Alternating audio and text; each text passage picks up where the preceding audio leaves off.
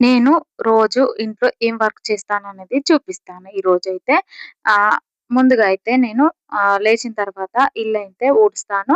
తర్వాత ఏమైనా బట్టలుంటే వాటన్నింటిని మంచిగా సర్దేసి బట్టలు నానబెట్టి పెట్టుకుంటాను. ఇల్లు తుడిచేలోపయితే ఆ బట్టలయితే నానిపోతాయి. ఇగ నానిపోయిన తర్వాత ఆహ్, ఇంట్లో తడిగుడ్డ పెట్టి బట్టలన్నీ వాష్ చేస్తాను. వాష్ చేసి వాటన్నింటిని నీళ్ళడిచిపోయేంత వరకైతే అక్కడే ఉంచుతాను. ఉంచిన తర్వాత నేను ఇంట్ల ఏమైనా బోర్లుంటాయనుకో నైట్‌లో తోమి పెడతాను బోర్లయితే. నైట్‌లో తోమి పెట్టినయి మార్నింగ్ వరకైతే ఆరిపోతాయి.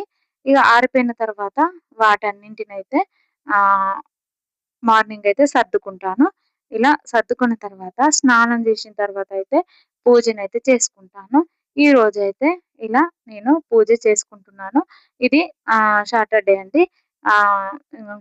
సాటర్‌డే రోజైతే ఇలా కొన్ని ఫ్లవర్స్ ఉండే ఫ్లవర్స్ పెట్టి ఇలా దీపారాధన చేశాను. ఇక్కడైతే అన్ని సౌకర్యాలు లేవు కాబట్టి నా ఉన్నంతలో ఇలా పూజ అయితే చేసుకుంటానండి.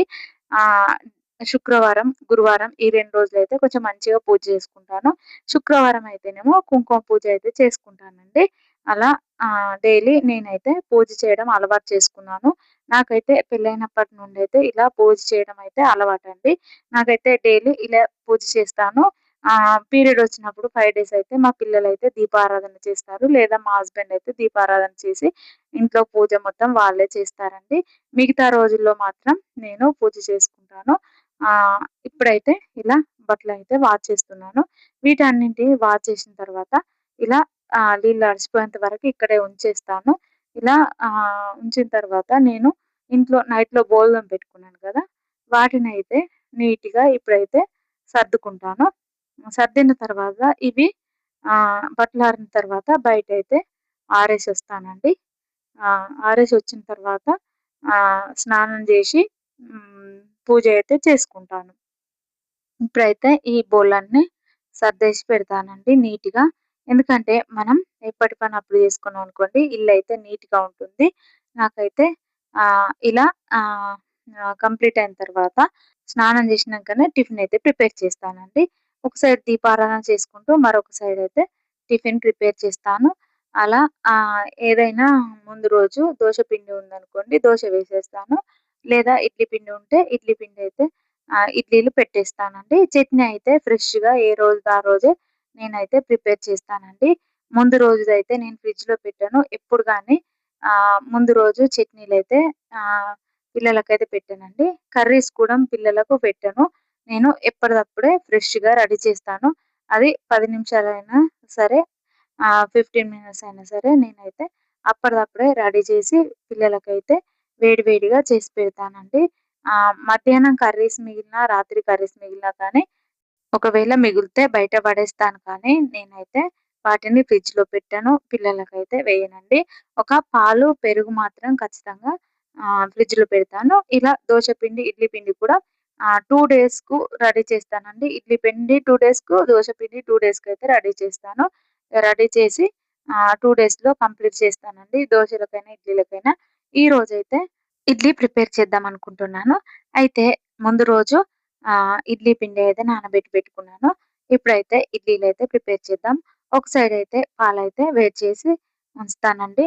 ఇలా పాలు ఒక సైడు టిఫిన్ ఒక సైడ్ అయితే పెట్టుతాను. ఆహ్, ఇలా మనం పెట్టుకున్నామనుకోండి వర్క్ అయితే తొందరగా కంప్లీట్ అవుతుంది. ఇక్కడైతే నేను ఒక సైడు చట్నీ అయితే ప్రిపేర్ చేస్తున్నాను. ఇక్కడ ఈరోజైతే పల్లి చట్నీ అయితే ప్రిపేర్ చేస్తున్నానండి. ఎందుకంటే ఒకరోజు టమాటా చట్నీ, ఒకరోజు పల్లి చట్నీ అయితే చేస్తాను. ఈరోజైతే ఇక్కడ ఇడ్లీ అయితే ఉడికిపోయిందండి. ఇప్పుడైతే పల్లి చట్నీ అయితే రెడీ చేసుకుందాం. ఇక్కడ ఒక బౌల్ పెట్టుకొని అందులో కొద్దిగా ఆయిల్ వేసుకోవాలి. ఆయిల్ వేసుకొని కొంచెం పచ్చిమిర్చి వేస్తానండి. ఒక 2, 3 ఏస్తాను ఎక్కువెయ్యను. మా పిల్లలైతే కొంచెం చప్పగా తింటారు. అందులో కొంచెం జీలకర్ర కొద్దిగా వెల్లుల్లి రెబ్బలు, కొంచెం కరివేపాకు వేసి కొంచెం వేయించుకోవాలి. వేగిన తర్వాత ఇగ కొన్ని పల్లీలు వేసుకోవాలి. వేసుకున్న తర్వాత పల్లీలనైతే మంచిగా దోరగా వేయించుకోవాలి. ఇవైతే దోరగా వేగిన తర్వాత వీటినైతే ఒక బౌల్‌లోకి తీసుకోవాలి. ఇందులో కొద్దిగా కొత్తిమీర వేసుకోవాలండి. కొత్తిమీర వేసుకొని ఒకసారి కలుపుకొని వీటినైతే ఒక బౌల్‌లోకి తీసుకోవాలి. ఇలా బౌల్‌లోకి తీసుకొని వీటినైతే చల్లారనిద్దాం. కాసేపు పల్లీలైతే చల్లారిన తర్వాత ఒక మిక్సీ బౌల్ తీసుకొని అందులోకి కొద్దిగా సాల్ట్ వేసుకోవాలి.